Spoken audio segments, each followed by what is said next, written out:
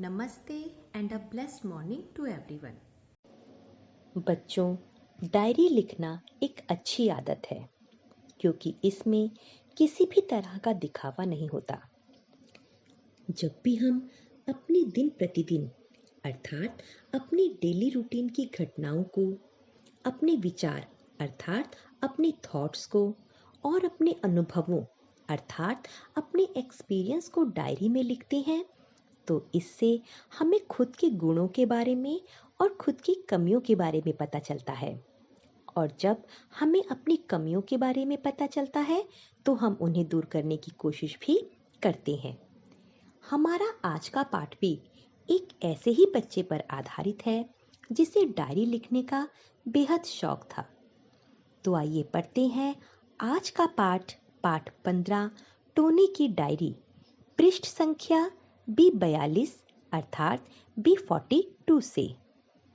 बच्चों, ये कहानी है टोनी नाम के एक बालक की, जिसने अपने स्कूल की पहली अध्यापिका सिस्टर जेम्स के स्वभाव को डायरी के रूप में लिखा है और उसने ये माना कि उसके जीवन पे उनकी इस अध्यापिका का बेहद प्रभाव रहा है। सिस्टर जेम्स उनके स्कूल में पढ़ाती थी और हॉस्टल में उनकी गार्जियन भी थी। वे उन्हें सिस्टर जेम्स कहकर पुकारते थे क्योंकि स्कूल की नन को सिस्टर कहना जरूरी होता था। सिस्टर जेम्स 55 साल की महिला थी। उनकी आवाज ऊंची और सख्त थी। बच्चे उनसे बेहद डरे हुए रहते थे क्योंकि वे हर काम को बहुत तरीके से करती थी और बच्चों से भी यही उम्मीद रखती थी कि वे भी अपने काम को सही ढंग से करें।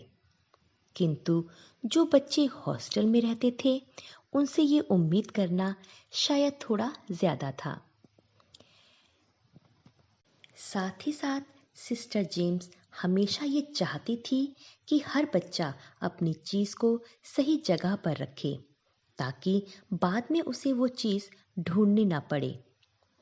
सिस्टर जेम्स की एक खूबी यह भी थी कि वे अक्सर बात बेबात तमाचे भी जड़ देती थी।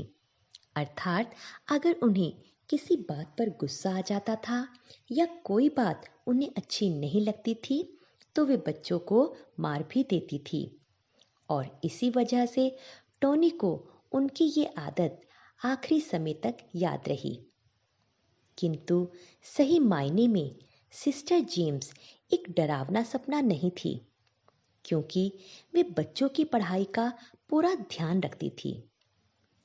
टोनी के स्कूल में कुछ नेत्रहीन अर्थात कुछ अंधे बच्चे भी थे जिनकी संख्या 12 से 14 के करीब थी। इन बच्चों को बाकी बच्चों के साथ ही बिठाया जाता था और उन्हीं के साथ पढ़ाया जाता था ताकि उन्हें भी दूसरे बच्चों जैसे पढ़ने का मौका मिले, और टोनी उन नेत्रहीन बच्चों में से एक था। सिस्टर जेम्स हमेशा इस बात का भी ध्यान रखती कि जो नेत्रहीन बच्चे हैं उन्हें हर मौका दिया जाए, और अगर उन बच्चों को कोई भी उपलब्धि मिलती थी तो इस पर वे बहुत खुश होती थी। टोनी के हॉस्टल में गरीब बच्चों से या तो फीस कम ली जाती थी या फिर उनकी पूरी फीस माफ कर दी जाती थी ताकि गरीब बच्चों को भी पढ़ने का मौका मिले। किंतु इसके साथ साथ फीस माफी वाले बच्चों और फीस देने वाले बच्चों के साथ एक जैसा व्यवहार नहीं होता था, और ये बातें टोनी के दिल और दिमाग में हमेशा के लिए याद रह गईं। और टोनी ने अपने जीवन में ये सबक सीख लिया कि जीवन में पैसे का कितना महत्व है, क्योंकि पैसे का प्रभाव हर जगह नजर आता है। जिसके पास पैसा है हमेशा उसको मान और सम्मान मिलता है, और जिसके पास पैसा नहीं है उसे अक्सर अपमान सहना पड़ता है। और कई बार टोनी को ये भी लगता कि शायद जाने अनजाने ही सही, पर सिस्टर जेम्स भी इस भेदभाव वाले व्यवहार में शामिल होती थी। टोनी जब 5वीं कक्षा में था तब सिस्टर जेम्स की बदली हो गई, जिस वजह से टोनी बेहद उदास हो गया, क्योंकि वह जानता था कि अब उसकी पढ़ाई में, उसके सीखने में पहले जैसी बात नहीं रही और जितने समय तक सिस्टर जेम्स उससे दूर रही वह बेहद उदास रहा। 2008 में टोनी बेंगलुरु में आ गया। उसे अचानक बुखार हुआ। तभी उसे महसूस हुआ कि कोई उनसे मिलने आया है। वास्तव में वे सिस्टर जेम्स थी, जिन्हें टोनी 8 साल के बाद मिल रहा था और इस दौरान वो बिल्कुल भी नहीं बदली थी।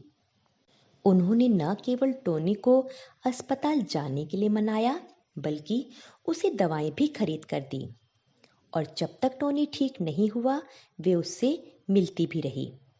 इस बात से टोनी को यह महसूस हुआ कि वो छात्रों से कितना प्यार करती थी और फीस देने और ना देने वाले बच्चों से वे एक जैसा ही व्यवहार करती थी। टोनी अब बड़ा हो गया था। उसका मानना था कि वो पूरे यकीन से ये नहीं कह सकता कि सिस्टर जेम्स का उस पर क्या प्रभाव हुआ, पर फिर भी इतना उसे यकीन था कि वो जिस तरह से लिखता है, बोलता है और सोचता है, उन सब में कहीं ना कहीं सिस्टर जेम्स की झलक जरूर दिखती है।